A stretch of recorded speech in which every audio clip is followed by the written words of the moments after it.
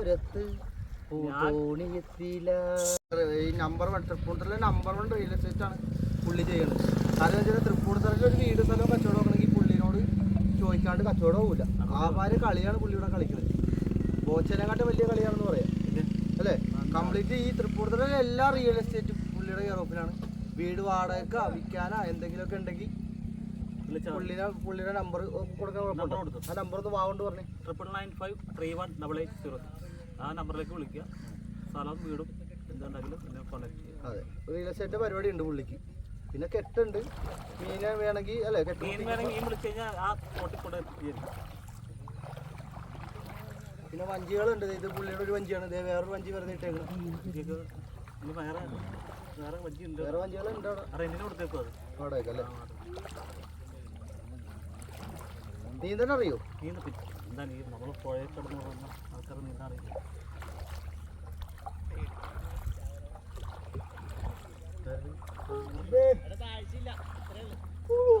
ഇല്ല ഇല്ല, ഇവിടെ താഴ്ച കുറവ്. പേടിക്കണ്ട.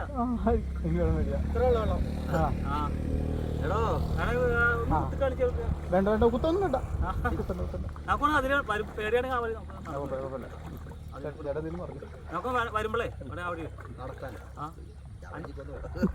അല്ല 5 മിനിറ്റ് നടത്തുള്ളൂ. അതാകുമ്പോ അതിൻ്റെ അകത്ത് വേറെ ഇപ്പൊ ഈ തൃപ്പൂണിത്തുറയിൽ നമുക്കൊരു വീട് വേണമെങ്കിൽ അത് താങ്കളെ വിളിച്ചാൽ മതി. എന്നെ വിളിച്ചാൽ ഞാൻ നമ്പർ അതാണ് ഏറ്റവും വലിയ കാര്യം. എന്താണെന്ന് വെച്ച് കഴിഞ്ഞാൽ ഇവിടുത്തെ ഏത് പ്ലോട്ട് വിൽക്കണമെങ്കിലും പുള്ളീനെ വിളിക്കേണ്ടി വരും. കാര്യം പുള്ളീനോട് ചോദിക്കാണ്ട് ഒരു പരിപാടി ഇവിടെ തൃപ്പൂണിത്തുറ നടക്കൂല. തൃപ്പൂണിത്തുറ രാജേഷ്, അതെ തൃപ്പൂണിത്തുറ രാജേഷും വിഷ്ണു കൊച്ചിക്കാരനായിട്ട് ഞാനും തൃപ്പൂണിത്തുറയായിട്ട് രാജേഷും. ബോച്ചയുടെ ഒരുപാട് വർക്കുകൾ ചെയ്യുന്ന പുള്ളി കണ്ട. ഒരുപാട് തെറ്റിദ്ധാരണകളുണ്ട് അല്ലെ, ഒരുപാട് ഡമ്മികളുണ്ട്. പക്ഷെ ഏറ്റവും കൂടുതൽ ബോച്ചനായിട്ട് അടുപ്പുള്ളതും അല്ലെ. ബോച്ച വിളിക്കാറില്ലേ? എന്നെ വിളിക്കാറുണ്ട്. ഞാൻ ഇന്നലെ തന്നെ വിളിച്ച് ചോദിച്ചത് ഇന്ന പോലെ ഷൂട്ടുണ്ട്, പക്ഷെ ചെയ്തോളാൻ പറഞ്ഞു. അപ്പൊ നേരിട്ട് കണക്ഷനും കാര്യങ്ങളൊക്കെ ഉള്ളതാണ്. നേരത്തെ കണക്ഷനുണ്ട് പുള്ളിക്കാരൻ. ഒരുപാട് പേര് ഡൂപ്പായിട്ട് ഇറക്കുന്നുണ്ട്. പക്ഷെ അതല്ല, ഇതാണ് നമ്മുടെ ഒറിജിനൽ ചെയ്യുന്നത്. മറ്റേ നമ്മുടെ ഓബിറ്റൽ ചെമ്മന്നൂരിന്റെ ഒറിജിനൽ സംഭവങ്ങൾ ചെയ്യുന്നത് ചേട്ടനാ അല്ലേ, രാജേഷ് ചേട്ടനാണ്. രാജേഷ് ചേട്ടന് ഇങ്ങനെ നിസ്സാരക്കാരനല്ല. ഇനിയിപ്പോ പുള്ളിയുടെ കെട്ട് പായലൊക്കെ ഒതുക്കി കളയുന്നുണ്ട. പായലൊക്കെ ഒതുക്കി കളഞ്ഞ് ഇപ്പൊ കെട്ടി ചെല്ലുമ്പോഴാണ് രാജേഷ് ചേട്ടന്റെ വേറൊരു മുഖം കാണാൻ പോയത്. അതായത് നമ്മൾ അതിൽ നിന്ന് മീനൊക്കെ എടുക്കുമല്ലോ അല്ലേ ചേട്ടാ?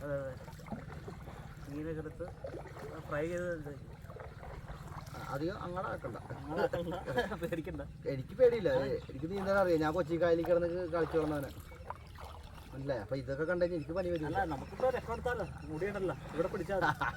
ശരിയാണ്, വെള്ളത്തിച്ചാടി ഇവിടെ പിടിച്ചാ രക്ഷപ്പെടാണ്ടെങ്കിൽ എനിക്ക് ഒറ്റയ്ക്ക് രക്ഷപ്പെടാൻ അറിയുള്ളൂ, ഒരാളെ രക്ഷപ്പെടാൻ അറിയില്ല. ഞാൻ വേറെ കളി അല്ല, 1 2 4 5 പേരുണ്ട് ഇപ്പൊ. ഈ കെട്ടില് വെളുപ്പിനും പോകും. അപ്പൊ രാവിലെ പോകണം. രാവിലെ പോയിട്ട് കെട്ടിലേക്ക് പോവാം. വെള്ളം കയറ്റി ഇറക്കി വിടുക. അതൊക്കെയാണ് പരിപാടി. വൈകിട്ടും പോവാം. ഇതൊക്കെ സ്വന്തം സ്ഥലങ്ങളാണെന്ന് തോന്നുന്നല്ലേ? ഒരുപാട് സ്ഥലങ്ങളുണ്ട്. ഒരുപാടുണ്ട്. അത് കാണിച്ചു തരാം. പുള്ളിയുടെ കെയറോപ്പിൽ എത്താറായിട്ടില്ല. ഇനി ഉണ്ട് 15 കിലോമീറ്ററോളം വെള്ളം അല്ലേ? ആ ഉണ്ട്. ഇവിടെ ഇങ്ങനെ നല്ല സീനറൊക്കെ സൂപ്പർ, നല്ല അടിപൊളി സ്ഥലമാണ്. കുറെ നാളെ രാജേഷിൻ്റെ അടുത്ത് വന്നൊന്ന് ആഗ്രഹിക്കണം. എന്ത് രാവിലെ ഇവിടെ നിന്നിട്ടാണ് വൈകിട്ട് എടുക്കുള്ളൂ. നീട്ടുവല വൈകിട്ട് എടുക്കുള്ളൂ. പലയിടത്തും വൈകിട്ട് ആകുമ്പോൾ മീൻ ഉണ്ടാവും. അതിന് മീൻ കുടുങ്ങി കഴിഞ്ഞാൽ പോകില്ല. ഇത് വേറെ ആളെ നിർത്തിയിട്ടുണ്ടല്ലേ രാത്രി? അതിപ്പോ പൊളിഞ്ഞു വരികയാണ്. ഇപ്പൊ സീസണിൽ പുതുക്കി എടുക്കാം. ഇനിയിപ്പോ രാജേഷേട്ടന് ഒരു തൃപ്പൂണിത്തുറ എനിക്ക് പറഞ്ഞ 13 സ്ഥലം പുള്ളി തൃപ്പൂണിത്തുറല്ലേ ഒരുവിധം സ്ഥലം പുള്ളിയുടെ തോന്നുന്നു. ആ പേടിക്കണ്ടോ? പേടിക്കണ്ട, ഞങ്ങൾക്ക് നീന്താ അറിയാം. രക്ഷപ്പെടുത്താനുള്ള നമ്മുടെ പിള്ളേർ വിളിച്ചാൽ അപ്പ വിളിച്ച് ചാടി രക്ഷപ്പെടുത്ത.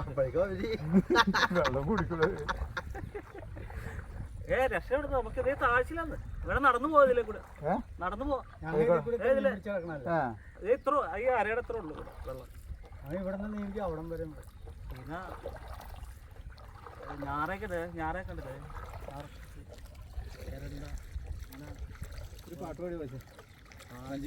കായലരികൾ വാടും. പാട്ട് പഠിക്കാം, എനിക്ക് ഡാൻസ് അറിയുള്ളൂ. ആ, ഒരു പാട്ട് ഡാൻസ് കുറച്ച് കളിക്കാം. നല്ലൊരു പാട്ട് ഞാൻ എന്നാ പാട്ട് പാടാം. പുഴയോരത്ത് പൂന്തോണിയെത്തിയില്ല, പുഴയോരത്ത് പൂന്തോണിയെത്തിയില്ല, മന്ദാരം പൂക്കും മന്ദാരം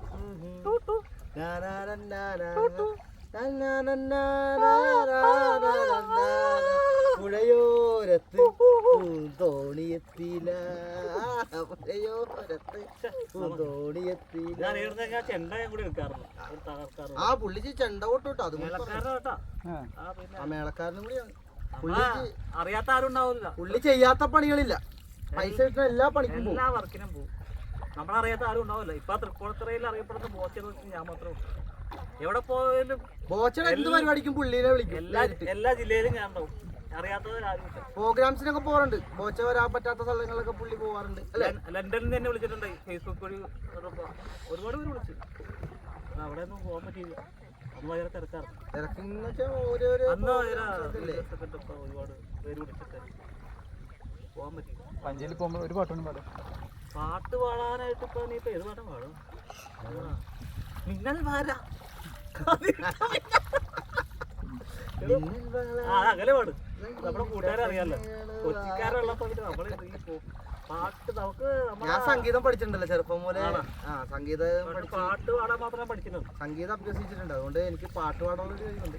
പക്ഷെ എനിക്ക് ആഗ്രഹം സിനിമയിൽ അഭിനയിക്കാനാണ്. സിനിമയില് ഞാനിപ്പോ അടുത്ത ഞാൻ ബോബിച്ചമ്മടുത്ത് പറഞ്ഞിട്ട് ഒരു 2 കോടി രൂപ എടുത്തിട്ട് നമുക്കൊരു പടം ചെയ്യാം.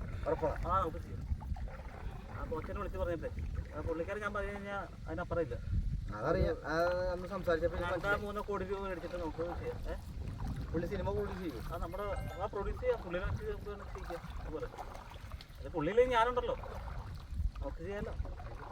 നമുക്ക് ഒരു 2 കോടി ചോദിച്ചിട്ട് നമ്മൾ ചെയ്യാം. നമ്മുടെ കെട്ടെത്താറായിട്ട്